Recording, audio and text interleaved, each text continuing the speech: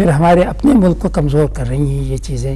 اس سے ہمیں مطلب کہ اس کا کوئی حل ڈھونڈنا ضرور چاہیے. اس کی ہم کبھی بھی حمایت نہیں کر سکتے, اس کی ہم پرزور مذمت کرتے ہیں. بالکل. کیا ڈاکٹر صاحب یہ محض اتفاق ہے کہ پاکستان نے جتنی بھی جنگیں ابھی تک اپنے سروائیول کے لیے لڑیں وہ جنگیں دور عامریت میں ہی لڑی گئی؟ اچھا دیکھیں, میکاولی جو مشہور رنیساں کا ایک مفکر ہے, اس کا کہنا ہے کہ جب بھی حکمراں طبقے یہ دیکھتے ہیں کہ عوام میں ان کی مقبولیت کم ہو رہی ہے تو سب سے اچھا حل یہ ہوتا ہے کہ جنگ کر دیں. چونکہ جنگ جو ہے اس کا تعلق بھی جذبات سے ہو جاتا ہے, اس کا تعلق وطن پرستی سے ہو جاتا ہے, اس کا تعلق قوم پرستی سے ہو جاتا ہے. پھر آپ لوگوں سے کہتے ہیں کہ بھئی متحد ہو کر دشمن سے آپ لڑیں.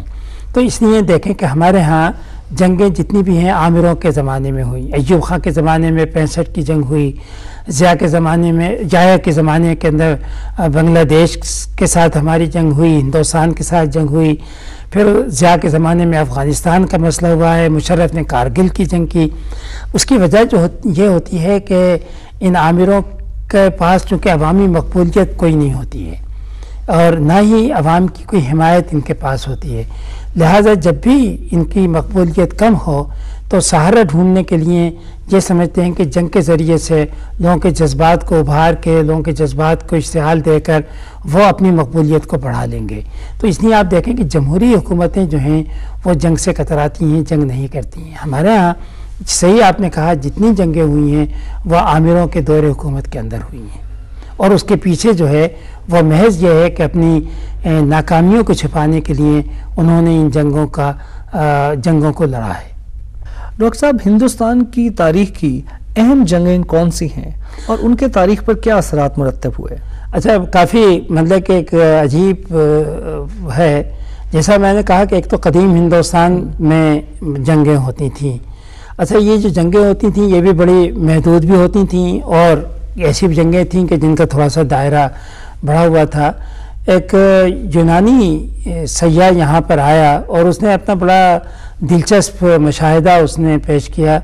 اس نے کہا کہ میں گزر رہا تھا تو میں نے دیکھا ایک میدان جنگ ہے, دو فوجیں آپس میں لڑ رہی ہیں.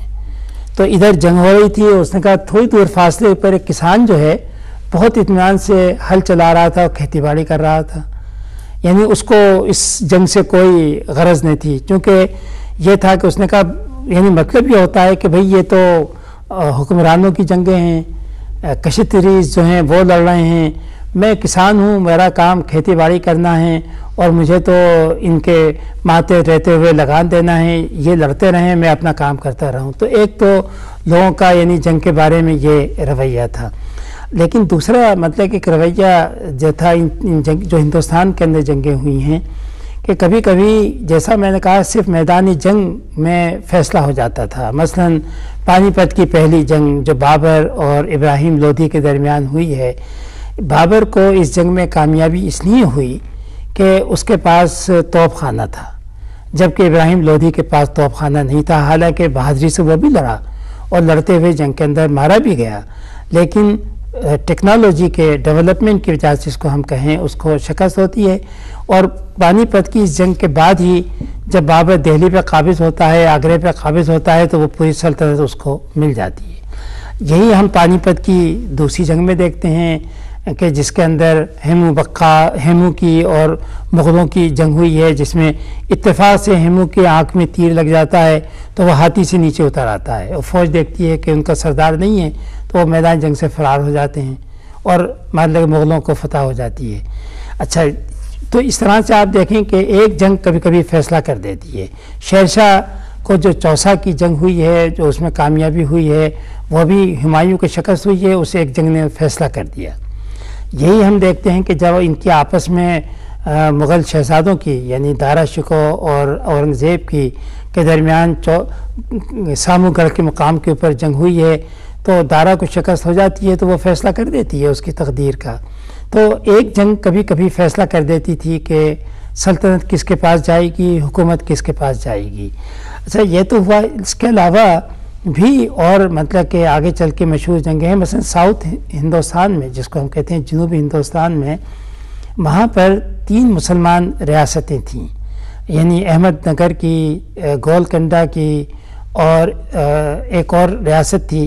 ان تینوں ریاستوں نے مل کے وجے نگر کی ریاست پہ، جو ہندو ریاست تھی، حملہ کیا. ٹالی کوٹا کی جنگ ہے، مشہور جنگ ہوئی ہے جس میں وجے نگر کو شکست ہوئی ہے.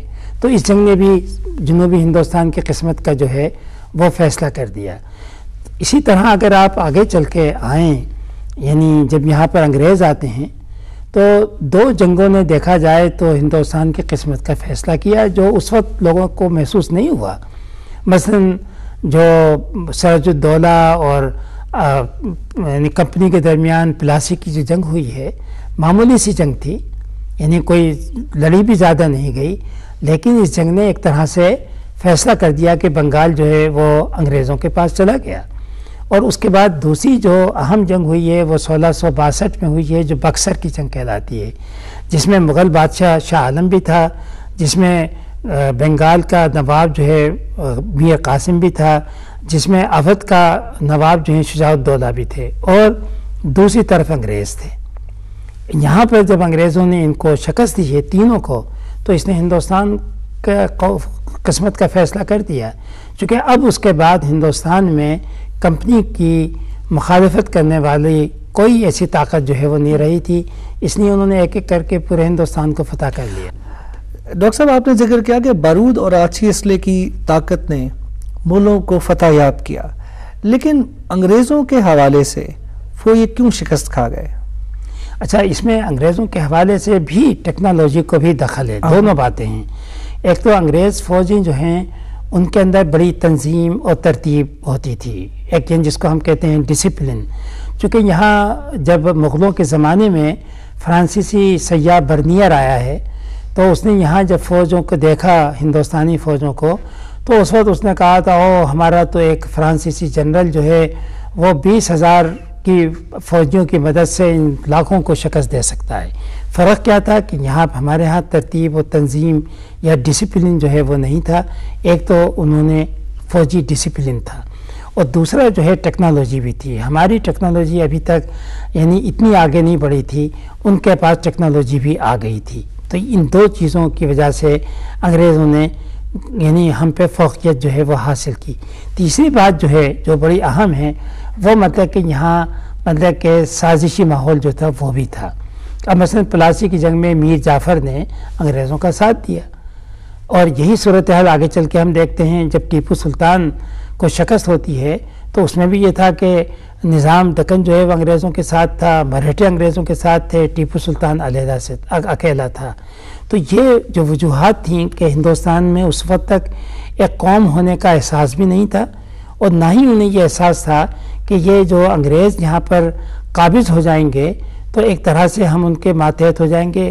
وہ یہ سمجھتے تھے کہ انگریز اس وقت وقتی طور پہ آئے ہیں، ہم ان کو استعمال کر رہے ہیں، ہم ان کو استعمال کر کے طاقت حاصل کر لیں گے تو اس کے بعد ہم ان کو یہاں سے چلتا کریں گے. لیکن ظاہر ہے کہ ایسا نہیں ہوا. کمپنی کی طاقت بڑھتی گئی، یہاں کے حکمرانوں کی طاقت جو ہے روز بروز کمزور ہوتی چلی گئی. ڈاکٹر صاحب، آپ نے ٹیپو سلطان کا ذکر کیا. ٹیپو سلطان کے ساتھ ساتھ رنجیت سنگھ بھی تھا کہ جس نے اپنی فوج کو تنظیمی امور میں خصوصی دلچسپی لی، اور یورپ سے جو سپہ سالار تھے ان کو بلایا گیا جو ہندوستانی یا پنجابی سپاہیوں کی تربیت کرتے تھے. یہی معاملہ حیدر علی کا، ٹیپو سلطان اور حیدر علی کا بھی تھا.